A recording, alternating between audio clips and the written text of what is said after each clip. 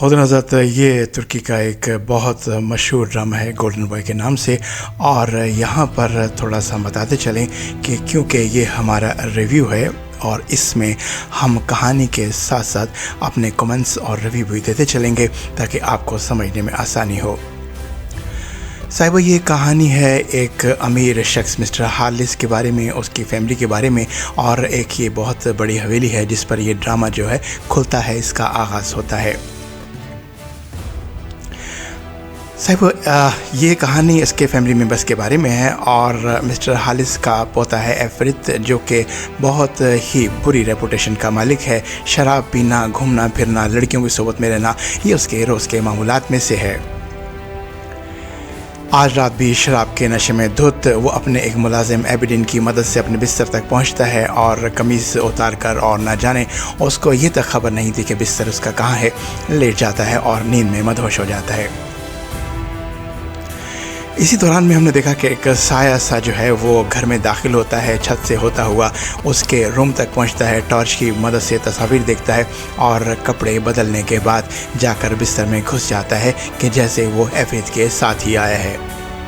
ये मिस्टर हालिस हैं। सुबह हो चुकी है और नमाज की अदायगी हो रही है और सुबह होते ही घर के मामला शुरू हो जाते हैं। और क्योंकि ये पहली किस्त है, इसका रिव्यू है, तो डायरेक्टर ने यहाँ पर किरदारों का तारुफ दिया है। ये स्क्रीन पर आप मिस सफ़िका को देख रहे हैं। ये किचन में जितना बेकरी का और खाने पकाने का काम उसको देखा करती हैं।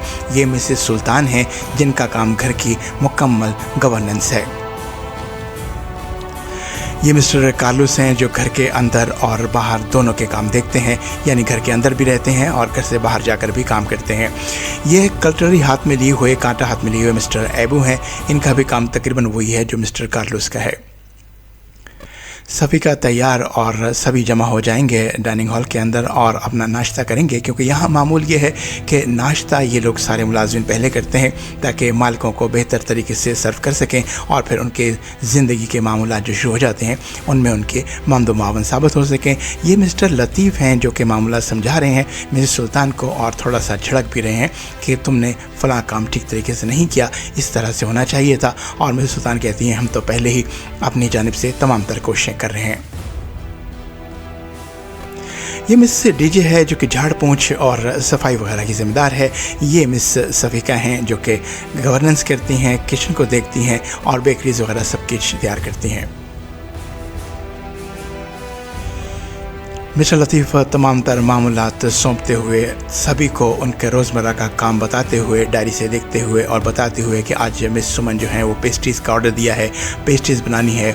और हमारी जो ओरहान की मिसेज़ हैं वो जो है मिस गोगन जो हैं वो आज डाइट पर हैं, वो खाना नहीं खाएंगी या कम खाना खाएंगी। इस तरह की बहुत सारी बातें और ये तमाम मुलाजमीन और मिस्टर लतीफ़ इनको समझाते हुए पूरे दिन का मामूलात देते हुए।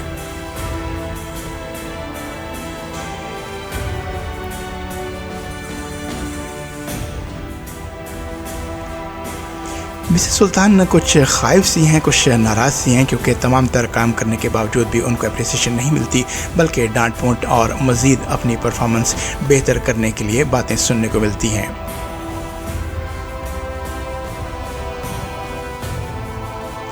साहब, इस लड़की का आकर बिस्तर में लेट जाना एक स्कैम है और जिसका पता अभी आगे चल के ड्रामे में पता चलेगा कि इस लड़की का इस तरह रातों रात दबे पाँव घर में दाखिल होना और कपड़े बदल कर एफरित के साथ लेट जाना, आखिर मुआजरा क्या है, मामला क्या है।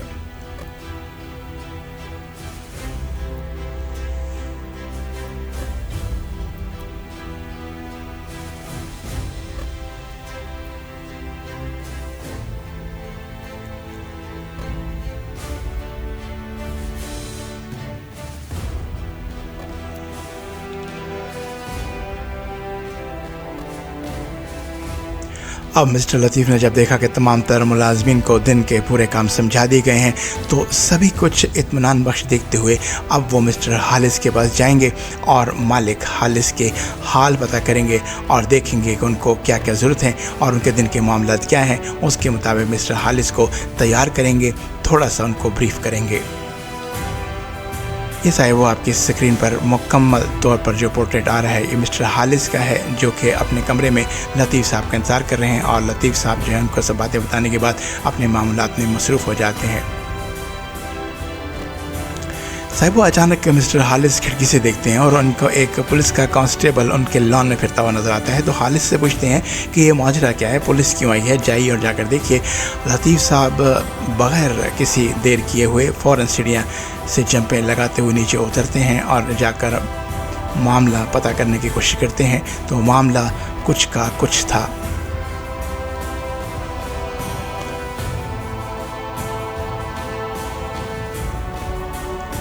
साहिब पुलिस की गाड़ियाँ खूबसूरत हवेली के बाग में से होती हुई मिस्टर हालिस के दरवाजे तक पहुंच चुकी थी। ये खातून है साहिबो और इसने एक बहुत बड़ा इल्ज़ाम लगाया है मिस्टर हालिस के पोते अफरीद पर। और वह इल्ज़ाम ये है कि अफरीद ने इनकी बेटी आरजू को नाजायज़ तौर पर हब्से बेजा में रखा हुआ है और इनको फ़ोन आया है इनकी बेटी आरजू का कि मुझे यहाँ पर बंद करके रखा हुआ है इस हवेली में और यहाँ से निकलने नहीं दे रहे, जिसकी वजह से पुलिस ने रेड किया है। और रेड करने के बाद जो है लड़की को निकालना या उसकी हिफाजत करना या उसको मदद करने के लिए यहाँ पर पहुँचे हैं। और इस बात से सभी बहुत ज़्यादा खाइफ भी हैं, हैरान भी हैं कि इतनी बड़ी बात, जुर्रत इतनी पुलिस की कि हमारे दरवाजे तक पहुँच गई। और यही सवाल जो है पुलिस वालों से बारहा पूछा गया कि आपकी इतनी जुर्रत कि आप हमारे दरवाजे तक बग़ैर वारंट, बग़ैर किसी वजह के आ गए। साहब ये सामने जो पोर्ट्रेट नज़र आ रहा है ये मिस्टर एबिडीन है और एबिडीन को मिसेस सुल्तान बता रही हैं कि इस तरह का सिलसिला जो है वो हो गया, क्योंकि एबिडीन का काम भी जो है वो एक एडमिनिस्ट्रेटर का है और घर के मामला देखा करते हैं, चाहे बाहर के मामला हों चाहे अंदर के मामला हों, कानूनी और जायदाद वगैरह ये सभी मिस्टर लतीफ़ की हेल्प करते हैं। और मिस्टर एबिडीन को ये बात बता रहे हैं कि इस तरह का एक औरत ने इल्ज़ाम लगाया है कि मिस्टर एफरीद जो है वो एक लड़की को लेकर आए हैं यहाँ पर। मिस्टर एबिडीन कहते हैं कि वो एफरीद किस तरह किसी लड़की को ला सकता है, मैं जानता हूँ रात को शराब के नशे में धुत था और बड़ी मुश्किल से अपने बेड तक पहुंचता है। मिस्टर एबू ओरहान और गुगन को जगाते हैं और ये ओरहान जो है ये मिस्टर हालिस के बेटे हैं।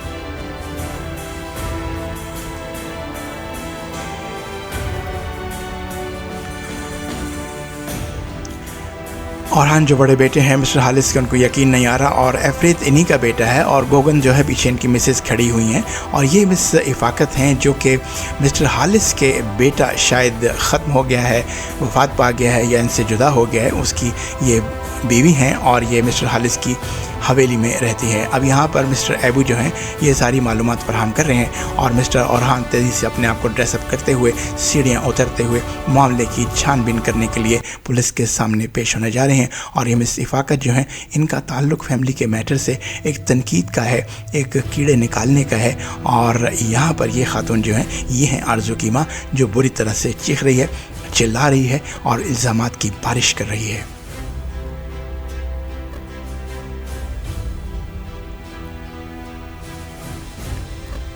ये फवाद है अफरीद का दूसरा भाई, यानी कि मिस्टर हालिस का दूसरा पोता और मिस्टर ओरहान जो कि मिस्टर हालिस के बेटे हैं उनका दूसरा बेटा।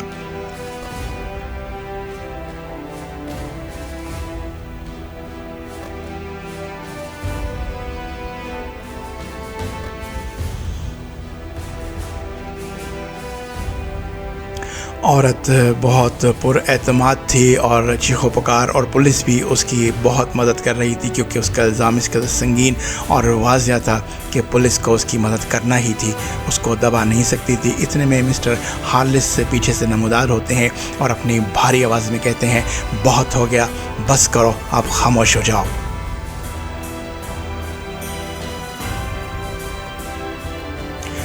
मिस्टर हालिस पहुंचते हैं पुलिस वालों के करीब और जब उनको ये बताया जाता है कि इस किस्म का इल्ज़ाम जो है वो लगाया गया है कि एफरीद ने एक लड़की को यहाँ पर हफ्से बेजा में रखा हुआ है, तो फ़ौरन से पहले वो लतीफ़ जो उनका मुलाजिम है, जो पोर्ट्रेट में आपको नज़र आ रहा है, उसको भेजते हैं कि जाओ उसके कमरे में चेक करो। और जब लतीफ़ साहब यहाँ आते हैं तो माजरा बिल्कुल उसी तरह से था जिस तरह से मंजर कशी कर रही थी वो खातून। एफरीद से जब पूछा गया तो एफरीद ने तकरीबन मुकम्मल तौर पर इनकार कर दिया और बल्कि बहुत ही मासूमाना अंदाज से उस खातून से पूछने लगा, आप हैं कौन और आप कब यहाँ पर आईं, किस तरह से आईं। उस लड़की ने कोई जवाब न दिया जो बिस्तर में थी और फ़ौरन से पहले अपने कपड़े बदल कर नीचे सीढ़ियों की तरफ रुख कर लिया। और एफरीद बहुत हैरानी के साथ लड़की को देख रहा था कि इस कदर पुरएतमाद और ये कौन है, कहाँ से आई है। साहब उस लड़की का नाम आरजू था और ये इस औरत जो कि आपको नज़र आ रही है इसकी बेटी है। और भागती हुई ये आई और आकर अपनी माँ के गले लग जाती है। और फिर क्या हुआ।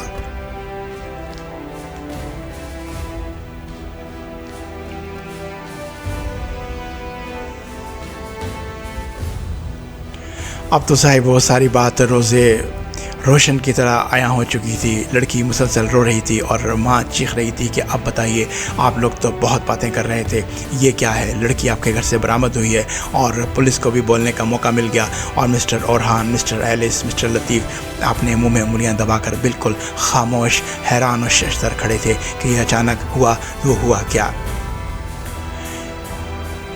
पुलिस बुनियादी तहकीकात के लिए लड़की को और उसकी माँ को जेल ले जाती है, पुलिस स्टेशन ले जाती है और मिस्टर ओरहान जो हैं वो भी पीछे पीछे जाते हैं और मामले की सही तरह से कानूनी छानबीन करवाने के लिए वो घर से चले जाते हैं। साहब ये फवाद है जो कि मिस्टर एलिस का दूसरा पोता है, मिस्टर ओरहान का दूसरा बेटा है और मिस्टर एफरी जिन पे इल्ज़ाम लगा है उनका दूसरा भाई है।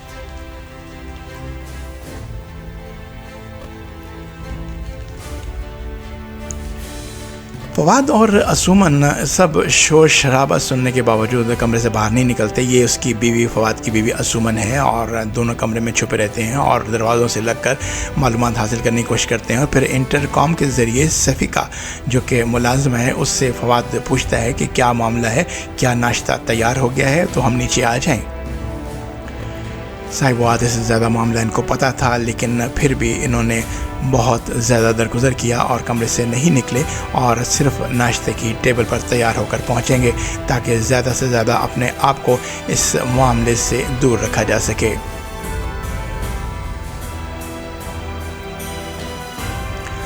अब यहाँ पर बार बार जो इसकी बीवी फवाद की असुमन है वो अपने खावंद फवाद को तंबीह कर रही है कि आप मामले से पीछे रहें। सफ़िका ने यहाँ आते साथ ही, ये बैठी हैं सफ़िका जो कि आपको नज़र आ रही है पोर्ट्रेट पर, इन्होंने आते साथ ही अफरीद पे इल्ज़ामात की बारिश कर दी और कहा कि हर रोज़ कुछ ना कुछ होता रहता है और अब हम इस बात से तंग आ गए हैं और कुछ ना कुछ इसका इलाज होना चाहिए। गुरकुन जो कि अफरीद की वालदा हैं वो कहने लगी कि आप मामले पर तेल मत छिड़कें और ज़रा खामोशी से काम लें। साहिबो यहाँ पर एक दूसरी कहानी भी जो है वो भी जुड़ जाती है। ये कहानी है सेरन की और सोना की और इनके वालिद साहब की। इनके वालिद साहब जो है मिस्टर हालिस के कज़न हैं और थोड़ी सी गुर्बत की वजह से मिस्टर हालिस ने उनसे बातचीत करना, उठना बैठना उनके साथ छोड़ दिया है। और मिस्टर हालिस के ये कज़न जो हैं ये बहुत जालिम हैं और ये इनकी बेटियां दिखा रहे हैं, एक सुमन है, एक सेरिन है और एक आसमीन है। ये सोना है जिसको बड़ी बेटी कहा जाता है और साथ जो खड़ी वो सेरन है और इनकी तीसरी खातून जो नज़र आ रही हैं वो आसमीन है। आसमीन और इन बच्चों पर बहुत जुल्म सितम किया जाता है क्योंकि इनका बाप जो है वो आसमीन अपनी बीवी से खुश नहीं है क्योंकि इसको ये शिकायत है कि मेरी बीवी आसमीन मुझे लड़का नहीं दे सकी। और पीछे पीछे जो सीढ़ियों से उतर रही हैं वो इस शख्स की जो कि हारिस का कज़न है उसकी खाला है। और दिन के सारे मामलात, जायदाद के सारे मामलात जो है ये अपनी खाला से तय करता है। और यहाँ पर ये अपनी बीवी आसमीन को कुछ पैसे दे रहा है कि ये पैसे ले जाओ और जाके बेटियों को कहो कि वो शॉपिंग करें। अब ज़ाहिर है कि शख्स अमीर नहीं था और इसने बीवी को, आसमीन को कुछ रकम दी कि आप जाकर बाज़ार से शॉपिंग कीजिए, लेकिन रियल शॉपिंग नहीं करनी, दिखावे की शॉपिंग करनी है ताकि लगे ये आसमीन है जो कि इसकी बीवी है, बीवी कम नौकरानी ज़्यादा है।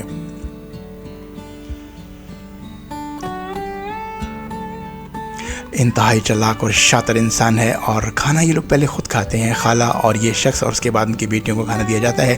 ये सैरन है और सैरन के साथ सोना है। और ये कहा इनके वालिद ने कि बेटियों को ले जाइएगा कि शॉपिंग करें, लेकिन शॉपिंग रियल नहीं करनी, एक आध सूट ख़रीदना है और बाकी थैलों के अंदर सस्ते कपड़े डालकर बाज़ार से गुजरना है ताकि ऐसा लगे कि हमने बहुत शॉपिंग की है। ये सोना है उनकी बड़ी बेटी, यास्मीन है उनकी माँ। पैसे हासिल करने के बाद उन बेटियों के पास पहुँचती है और कहती है कि देखो मैं पैसे लेकर आ गई हूँ और शॉपिंग के लिए जाना है। इससे पहले खाला जो है वो सेरन को कहती हैं कि ऊपर से जाकर मेरी अलमारी से कुछ चॉकलेट निकाल के ले आएँ, क्योंकि बच्चे ज़्यादातर भूखे रहते थे और बहुत सी चीज़ें उनको खाने को नहीं मिलती थी। तो सेरन के लिए ये बहुत खुश का लम्हा था। उसने कुछ चॉकलेट खाला के लिए निकाली और कुछ अपने मुँह में डालकर ज़िंदगी का और चॉकलेट का मज़ा लिया।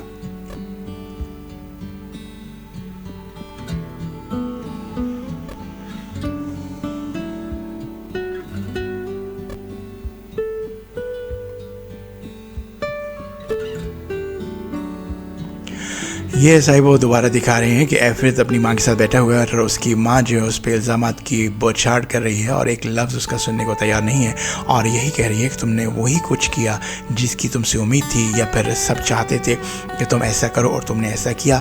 जिस पर अफरीद कहता है कि मैं इतने सालों बाद पढ़ने लिखने के बाद अमेरिका से वापस आया हूँ, अगर इस तरह से मुझे तंग किया जाएगा तो मैं वापस चला जाऊँगा। ये एबिडिन है जो कि हर वक्त एफरित के साथ रहता है, इनका मुलाजिम है और इसकी देखभाल करता है और समझ सोच की तमाम बातें इसको बताया करता है। एबिडिन दोस्त भी है, एडमिनिस्ट्रेटर भी है, मुआविन भी है और राजदार भी है।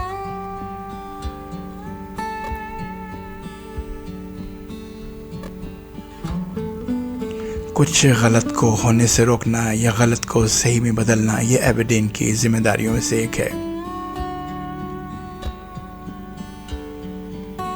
साहब यहाँ पर खाला जो हैं वो अपनी अलमारी से कुछ कपड़े निकाल कर दिखाती हैं और कहती हैं सोना ये तुम पर अच्छा लगेगा, सेरिन ये तुम पर अच्छा लगेगा और ये कपड़े जो है संभाल के रख लो और इनको वापसी पर शो करना। यहाँ पर सोना क्योंकि बहुत खूबसूरत है, ये सोना लड़की है जो कि चाहती है कि किसी न किसी तरह से उसकी शादी हो जाए, उसका निकाह हो जाए और इस दोज़खनुमा घर से वो निकल जाए। जबकि सेरिन के ख़यालात जो हैं बिल्कुल मुख्तलिफ हैं। वो अपनी पसंद की शादी करना चाहती है, वो ऐसे शख्स से शादी करना चाहती है जिसको जानती हो, पहचानती हो और ज़िंदगी गुजारना नहीं बल्कि जीने के नाम को ज़िंदगी कहती है।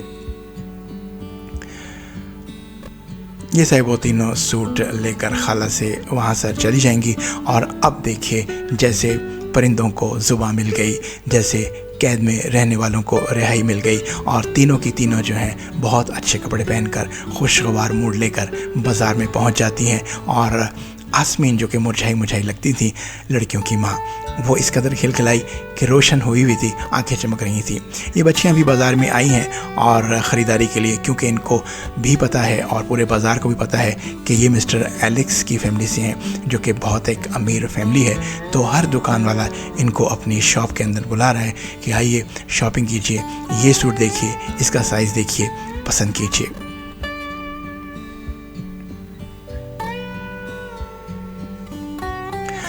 ये एबिडिन है और जो स्कैम के बारे में बताता है फरीद को कि जो लड़की आरजू तैयार होकर आई थी, तुम्हारे बिस्तर में घुसी थी और जिसकी वालदा ने इतना ज़्यादा शोर डाला था, वो तुम्हारी एक फ्रेंड के घर काम करती है और तुम्हारी फ्रेंड का नाम जो पेलन है, पेलन ने ये आश्कार किया है और थाने में भी ये बात आश्कार हो गई है कि तमाम तर खेल जो है ये पेलन के कहने पर उस मुलाजमा खातून ने अपनी बेटी को जो है वो एक सिलसिला बनाकर एफरित के बिस्तर में घुसाया था ताकि पेलन उससे फ़ायदा उठा सके। जाहिर है कि पेलन को ही फ़ायदा होना था क्योंकि एफरित के वालिद और उसके जो दादा हैं वो इस बात से तंग आकर यही कहते कि एफरीत की फ़ौरन से पहले शादी कर दो। और पेलन सर फहरिस्त थी, समझ रही थी कि मेरा इस तरह से करने से पेलन की शादी एफरीत से हो जाएगी, लेकिन दर हकीकत बात कुछ और थी।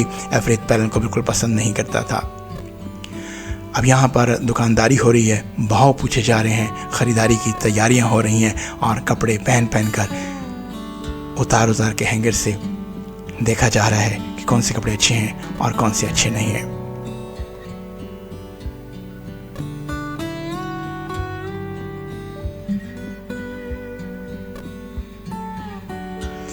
साहब अगर गुफ्तार की बात की जाए तो यहाँ पर सोना जो है वो देखने में बेतहाशा खूबसूरत है और सेरन को इस बात का बखूबी पता है कि मेरी बहन सोना बहुत खूबसूरत है। ये साहब वो पेलन है जो सामने खड़ी हुई है।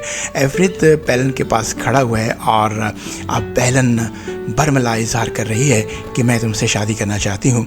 और जब एफरित बताता है कि मेरे वालिद साहब और मेरे दादा चाहते हैं कि गांव की किसी सीधी सादी लड़की से मेरी शादी कर दी जाए, तो पेलन कहती है कि अगर ऐसी बात है तो मैं गांव में शिफ्ट होने को तैयार हूँ, मैं कुछ भी करने को तैयार हूँ कि किसी तरह तुम्हारी मेरी शादी हो जाए। लेकिन एफरित बिल्कुल भी बात नहीं सुनना चाहता क्योंकि एफरित की पेलन से सिर्फ दोस्ती थी, शादी के मामलात में नहीं पड़ना चाहता था। और पेलन एक इंतहाई चालाक खातून है, औरत है और किसी तरह वो एफरित से शादी कर कर तमाम जायदाद और अपनी ज़िंदगी को बेहतर बनाना चाहती है। यहाँ पर एफरित बातें करता हुआ, हंसता खेलता हुआ पेलन को मसरूफ़ करता हुआ वहाँ से निकल जाता है और पेलन दीवार पर हाथ मारकर इस बात का अफसोस करती है कि ये मौका मेरे हाथ से निकल गया। जैसा कि आप पोर्ट्रेट में देख रहे हैं।